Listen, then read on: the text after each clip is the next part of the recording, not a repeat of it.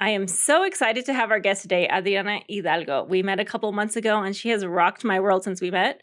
She has amazing experiences about working in DC, how she's made impacts in policy, and how grassroots community groups can make an impact in policy. She's also going to share with us her tips on how to build relationships that will take you to unimaginable places in your career. So I'm so excited to welcome Adriana Hidalgo.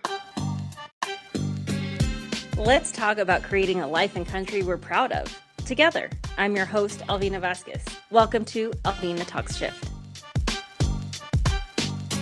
I am so glad to be here with Adriana. Adriana and I connected a couple months ago, actually. We were introduced, and I feel like we were soul sisters from the moment we met. I'm so excited to have her with me. And the minute I decided to do a podcast, I knew I wanted Adriana there by my side. So I'm so excited to have you here with me today to share about your stories, your experiences, and what do you think the future holds? The name of the show is Alvina Talks Shift. I like to focus on the things that we do to shift in our life as women, as Latinas, how politics is shifting. So these are the kind of topics that I hope that we cover today with Adriana. Welcome. Thank you, Alvina. I'm so happy to be here. Thank you for inviting me. So let's start how you worked for one of the most powerful women in the world. How did you get there? What was your journey there? What was it like in that experience? But let's just start at the beginning. How did you get there? Yeah, I think we share this in common, Alvina. My family is not a political family at all. Actually, both of my parents are in healthcare and they're healthcare providers. So I did not grow up around politics. I didn't grow up around, talking about politics and campaigns and elected officials. That's just not what my childhood consisted of. Um, but I was in college. I went to college in California and I was a political science major because I thought I wanted to go down the law path and become a lawyer. And I think it was my junior year of college. Everyone is starting to talk about internships and all these sorts of things. And I was just thinking to myself, oh, shoot, I should probably get one of those. So from one of the political science department boards or something, I saw this internship opportunity with what I now know as a political consulting firm. Back then, I just saw kind of how they described the work, and I was like, oh, all of those check my boxes: PR, events, communications, all these different things that I enjoyed. And so I applied and I got this position, and I got very lucky that, especially because I went to school in a small college town, so I wasn't in a Los Angeles or a San Francisco type of area. And I started working in this political consulting firm, and we essentially ran campaigns, local campaigns, regional, state, federal campaigns. And this was in 2012. So I started working in campaigns in the 2012 election, Obama's second term.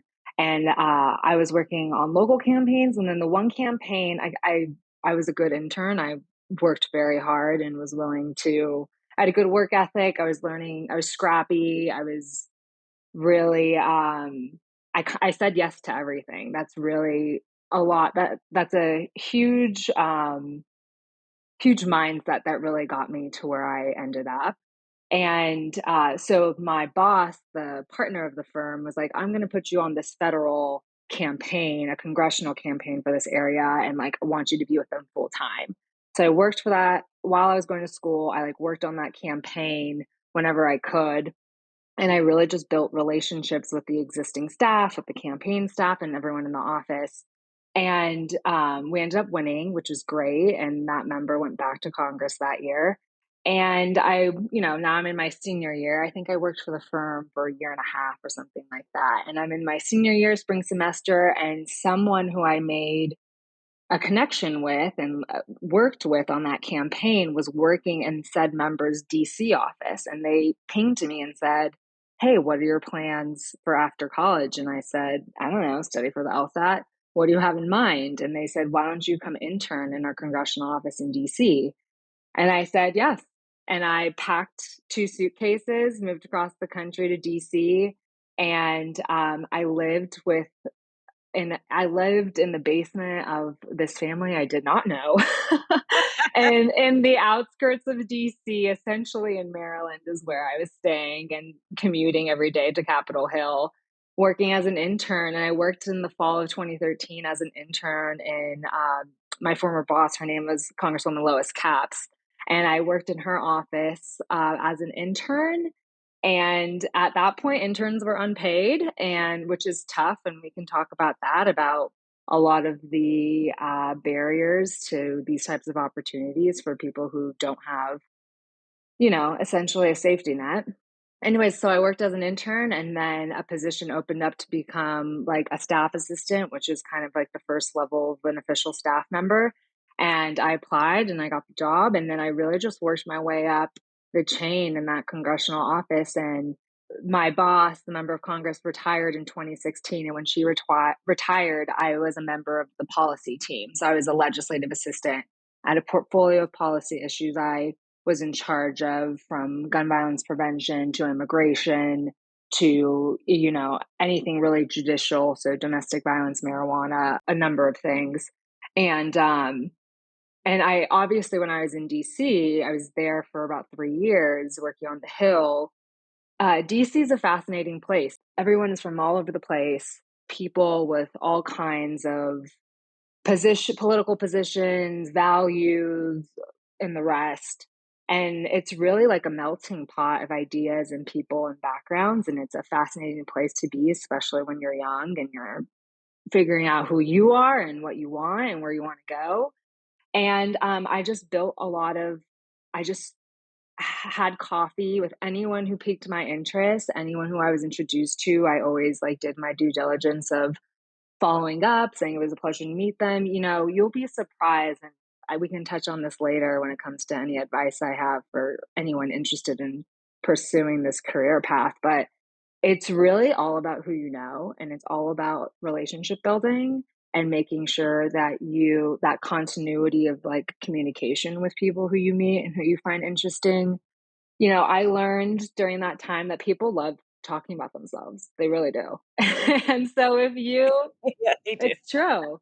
So if meet someone you find fascinating, or you like the type of work that they're doing, if you reach out to them asking to like meet over coffee and pick their brain and hear their story, I would say like 85 to 90% of the time, they're going to say yes. And they're going to talk about themselves the whole time. And you just need to be a sponge and listen to everything they say, and not necessarily agree with it, but be able to put your own personal lens on whatever they tell you and utilize what you think was useful in what they said. So how I ended up working for the most powerful woman in America was, after that DC experience, this opportunity with the Speaker of the House was brought to my attention. And, I was looking for a job because my former member was retiring. I applied, and this role was actually in their district, so in the community where they're from, which in this case was San Francisco. And the DC offices and district offices have different cultures. They operate a bit differently.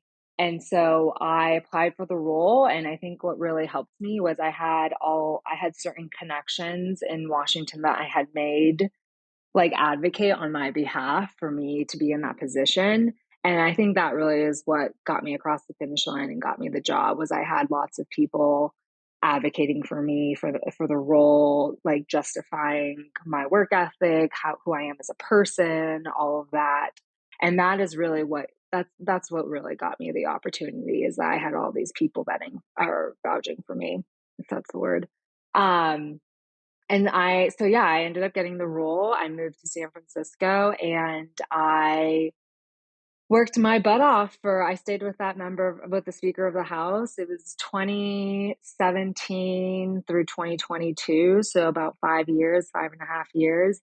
And it was a wild ride. It was probably one of the most rewarding experiences I've had in my life. But it was a lot of work. It was a lot of work. And obviously, those years included the pandemic and a number of other big events, historical events in our country. So that's the short but kind of long story of how I got there. But I want to highlight something that you talked about. And I think a lot of people don't realize how DC is kind of an explosion of connections between very young people and very old people, like multi-generational representation of really how much our country has changed since a lot of those Congress people were elected because they sit there without term limits. So can you highlight any moments that when you realize, like, the difference of these congressional members who are, 4 or 5 generations older than the young people that are writing policies and coming up with these new ideas? Yeah, I mean, DC is it is multi-generational, definitely. I think to drive the point that I think you're trying to make between like actual legislators and the people who are working for them. You have DC, or at least the Hill, is essentially run by 20 and 30-year-olds, really. And then you have obviously people who've made careers out of being policy advisors and the rest on Capitol Hill.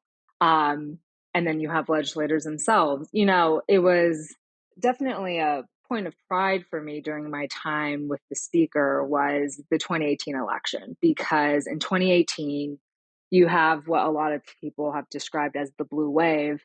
But outside of that, and what I saw from that freshman class that started in January 2019, was like it was the most diverse, most female freshman class in US history. And it was awesome.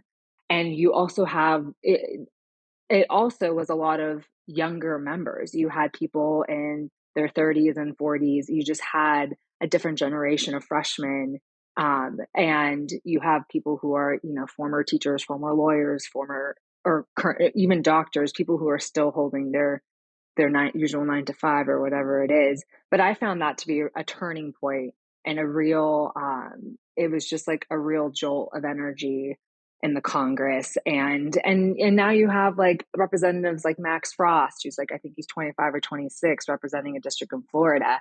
And there's just a lot of things that happened in our country during that time. The Parkland shooting comes to mind for me, and those students they became activists, really, and realized that they have a say in the policymaking process in this country. And if they use their voices, they will be heard, and can really drive influence. So, the reality is you may have a member of Congress who you call a boss that may be 3 or 4 generations older than you, but you are their staff. Like you are their support system. They do, for the most part. I've been very lucky that both of my members, they really value staffers' input, because they do know, and that's why they have you on their team, to be able to provide a different point of view. Like they hold the experience, but some of the staff may have the fresh and creative ideas to be able to then put the experience lens over, or to have that lens of experience over it, to like make wholesome policy. So I really think it is like a collab. I mean, the Hill is a very collaborative space. That is so great to hear because I think we are kind of stuck in this news cycle where this country is continually more divided, more divided, more divided. And we know that there are extremes on both sides that are unsafe and not worthy to be talked about. But there are folks that have shared values that are working in government and implementing. Yeah, absolutely. What comes to mind to me when you say that was during the pandemic. The pandemic was a time where working families, individuals, businesses, everyone was struggling. Frontline workers. It was a very tough time. And those in DC we had to deliver. We really had to deliver for the American people. And so it was a time where, at least I saw, based on where I was standing and the people where I was like, I had this proximity to power that not many people have. And the reality is that these conversations and negotiations, at the end of the day, Republicans and Democrats and independents, everyone had to really find common ground wherever they could, because we needed to deliver. Like American people, whether they're in New York, Iowa, or Washington, the state, everyone was struggling. And in similar and also different ways. Like you have urban areas, you have rural areas, everybody has their own issues. And so that's what, the representation of these members brings to the table, being able to speak and raise the voices of their constituents to be able to serve them with the needs that they have. So I think the pandemic was definitely a time where we saw a lot more of this. There was less room for there wasn't room for not being effective. Got it. And you talked about being in that policy space for a good chunk of your experience in DC. Are there any major policies that you are so proud of that you got to work on that made it across the finish line? Because we always talk about how stuff doesn't get passed and, we have mixed chambers, so things don't make it all the way across. Is there anything that you get to plant your flag on and say, I got to work on that and I'm so proud of it? Well, there's honestly, when you're in that fast pace of an environment, I honestly forget half the things I've touched. But I'll say, some of the like legislative packages that were put together during the pandemic, CARES, ARPA, the American Rescue Plan, BIF, President Biden's bipartisan infrastructure plan. There's a number of them that we did during that time period. And, something that for me that I don't know, just really hit close to home for me was one of the provisions we had in one of those packages was the child tax credit. The child tax credit was, relief for families, and it was historical. I'm pretty sure it was like the largest tax credit relief for the most amount of working families in the country ever. And it was a big deal. It was a very big deal. Yeah. And it was something, it was a policy that you could see the immediate effects of it.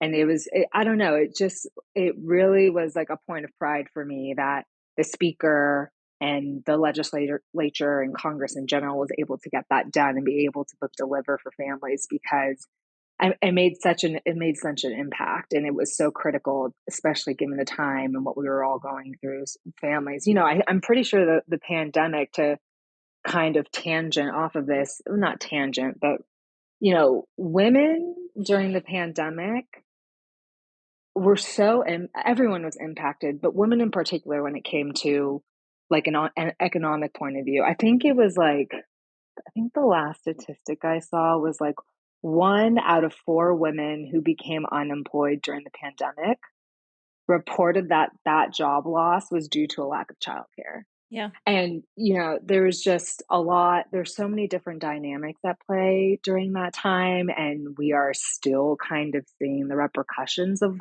what happened during the pandemic. But all that to say that, like, being able to provide families with economic relief any way we could was just something I was very proud of.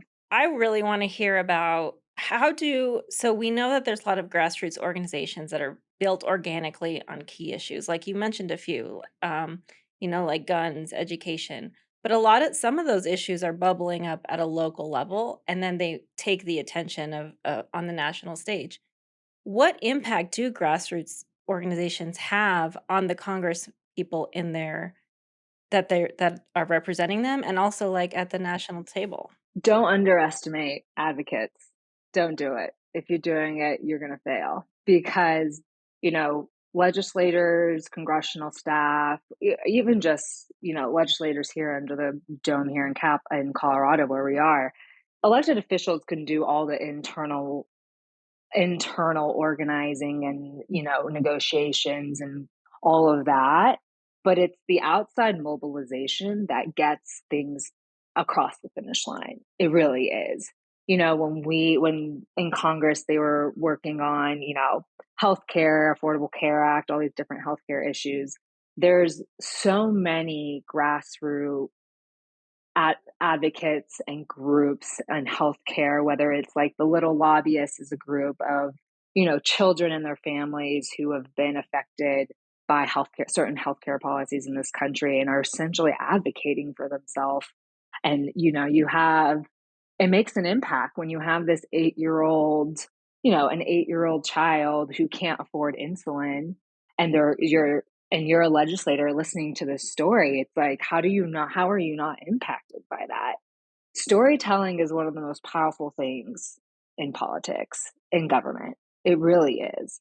And I think, my personal take, given the experience I've had and the rooms I've been in, is that I think the most effective legislators are those who prioritize community and community voices when they're at the negotiating table and when they're creating different policies. Like, you have to, something people always ask me is, oh, are all the phone calls and like emails I'm sending to my members of Congress or my elected officials, do those make a difference? And I always give this example. Well, my answer is yes. And I always give this example of when I was a legislative correspondent in the first office I worked for on the Hill. And what a legislative correspondent does is essentially like read all of those emails, like thousands and thousands of emails, and you read through all of them and you organize them into like different issue areas, and then you work with your member and your team to like draft responses to everyone, etc. And, there was a really big vote happening on the House floor. And, it was a controversial one for sure. And it was like a hot button topic. And, our staff were like advising our member of Congress. Obviously, our member had their own opinion and like was doing their own intel gathering and all those sorts of things. And we were trying to decide how our member should vote, or what our recommendation was going to be to our member. And she herself was trying to decide what she wanted to do. And she came to me like in the final hour before the vote. She came to me and she said, what are the numbers what's the breakdown of opinion of my constituents? And Wow. she had me go through the numbers of people who were pro, people who were against, what the gist of what their arguments were for each. And she took that into consideration before she went to the House floor to vote. And that was such a eye-opening, and I was so grateful that was the truth. People are, it's really easy in this type of work to get a little bogged down, or to lose hope or steam every once in a while, or feel like things are outside of your control. But that moment that I had, those like 5-10 minutes that I had, or maybe it's 15 minutes that I had with that member, having that conversation, was extremely powerful. And I can only hope that every member of Congress and every elected official that's representing a demographic or constituency acts in acts in the same way. Wow. What an eye-opening moment. How rewarding It was. for you to know, like, okay, so what I'm doing matters. Even if it feels as tedious as reading emails that, are sprinkled in with some really bad, probably mean-spirited emails for sure. But I guess I wanted to highlight, like, some things that seem so tedious can have such a huge impact on major things that are happening in our country. Absolutely. And like sometimes when you're doing the work and you feel like no one's listening or no one's noticing, then you just got to keep going, because at some point someone is going to notice and someone is going to hear you. And I think that was a good example. I mean, don't get me wrong, reading all of those letters from, like, I think our constituency was like almost 1 million people, or like, no, it's like 700,000. And I mean, it's a lot of opinions to read. It's a lot of stories to read, and it can become, it can take a toll on you emotionally sometimes when you're reading all of these things. And some people really feel that they have a right to say some pretty horrible, dark things. And that's even like on the phones and emails and things like that. So, it can be like it's a challenging role. But with like that moment that I had with my member, really just like, if anything, it energized me to just keep going. And it really validated my my faith in government and my faith in like representation. I want to talk a little bit about your personal experience with these major shifts that you've had. I mean, leaving home for Latinas is always hard. I still haven't left Colorado, and I don't know if I would because my parents are still here. But what was that like leaving, leaving the bird's nest, heading out? Was it hard on your parents? Was it hard on you? How do you fit in into this small town that DC is that feels so big and heavy? Sure, sure. So, leaving, I'm from Southern California originally. And I come from a very close-knit family. But I am the first of my generation in my family. I'm the oldest. So I'm the oldest by like 5 years on both sides of my family. And so and like I said, I don't come from a political family whatsoever. I actually, come from a very traditional, so to speak, Latino family. And the thing is, like, my parents, they were really hesitant and nervous when I left because I was going into politics, which they knew nothing about.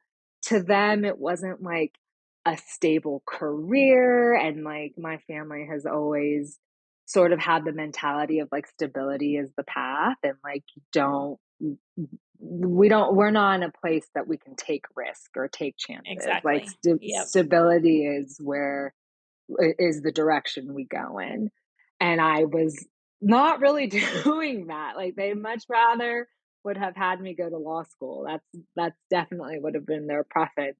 And I've been in this game for over 10 years now, and they are, I'd say, in the past 3 years, like, oh, okay, working for the Speaker of the House, and that being a person that had a lot of recognition across the country and with their own like people and their own friends and stuff, I think helped them be like, oh, this is real. Like we should be proud, like that sort of thing. But leaving and moving across the country, I've always been like a very independent person. Like my parents raised me to be that way.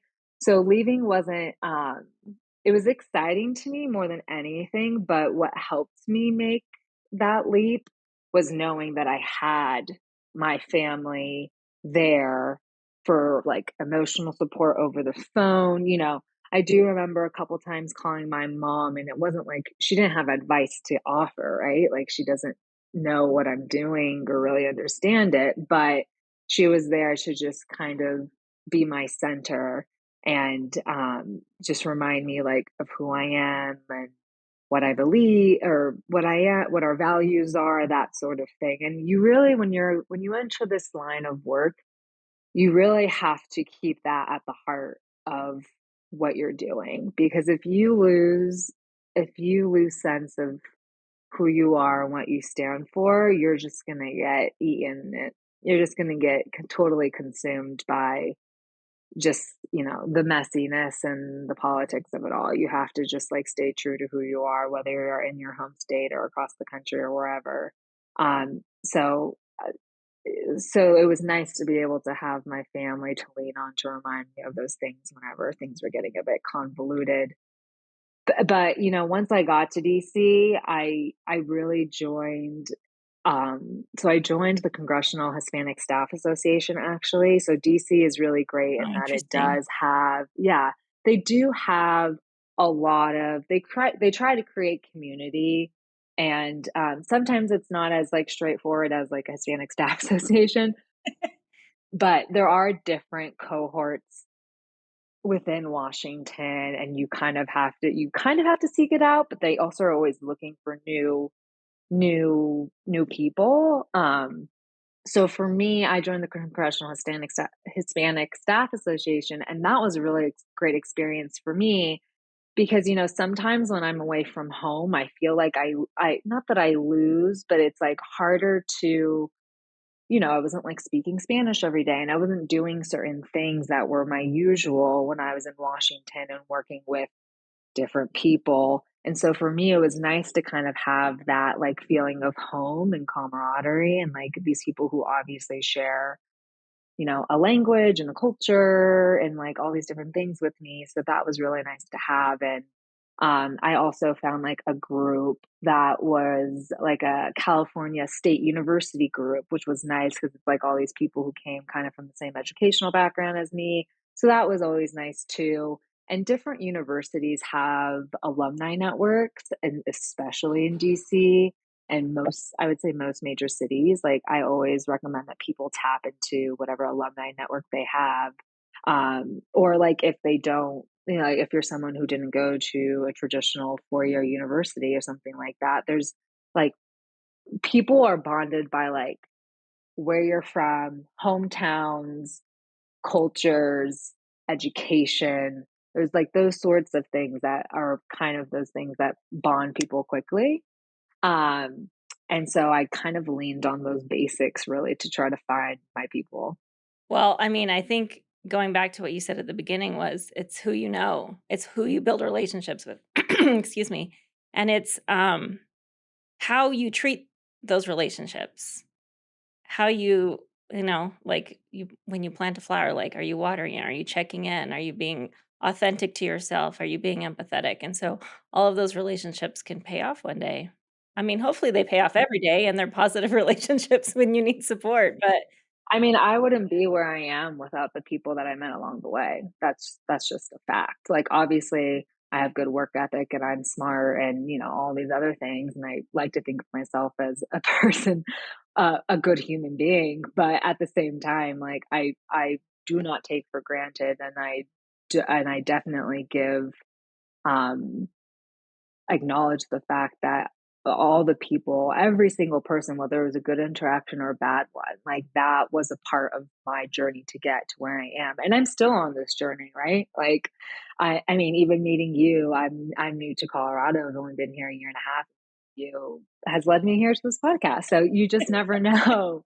You just never know where things will go. And I think it's just important to be authentic and like something that I've had a lot of interns, younger people like always come to me being fascinated by my story or my journey and asking me. And I always give the advice of like, people don't assume you know everything. So don't think that you need to have the answers to everything. Like, they get it. Like, they were 22 once, they were 25 once, heck, they were 30 once upon a time. And so I think sometimes I've connected with younger people who are, inflating stories or experiences. And it's like, you don't need to do that. Like, just be authentic. And I honestly felt more, more drawn to help those who were a little bit more lost or a little bit more open, because I just felt like they weren't making things up, which means that they are authentic and really want to be truthful and honest in like what they want to pursue and who they want to help and what they want to do, sort of thing. So I think it's, just making sure that you're being authentic. Like, don't be afraid to reach out. Like, don't be afraid. Like, send that email asking for a coffee date, you know, uh, stick your hand out and introduce yourself to somebody at a networking thing. Like, do it. What's the worst that's going to happen? They don't respond to your email. Okay, that's fine. it's fine. Like, what's the worst that's going to happen? They're going to look at you weird and like not shake your hand. That's a reflection of them. That's not a reflection Yeah. of you. Well, our time is up. I can't believe it went by so fast. It But that did. just means we have to do another one. I feel like we could do a whole episode on how to network and build Oh yeah. relationships and what that process is. So we'll definitely do that again soon. Yeah, I'd love to. I am not a gatekeeper. I'm happy to share all my tips and tricks. Awesome. Thank you, Adriana. Thanks, Alvina. Thank you so much. Thank you for watching Alvina Talks Shift. Please like, share, and subscribe. And as always, engage, empower, evolve. If you liked this episode, or if you want more content like this, go to alvinatalkshift.com or wherever you listen to podcasts.